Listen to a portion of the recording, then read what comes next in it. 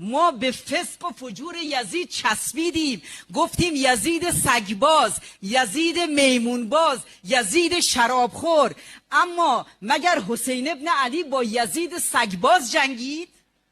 سگباز باشه، میمونباز باشه، شراب میخوره باشه، بره در خفا بخوره. حسین با یزیدی جنگید که خون مظلوم رو به زمین میریخت، چه در کربلا، چه در حره واقم، چه در مکه.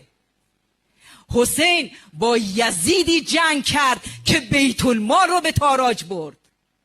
مگر بیت المال مال یزیده که پخشش کنه؟ اونا رو ندیدیم، اینا رو دیدیم. جنگ امام حسین، قیام امام حسین با یزیدی بود که قاتل مردم بود، میکشت مردم رو.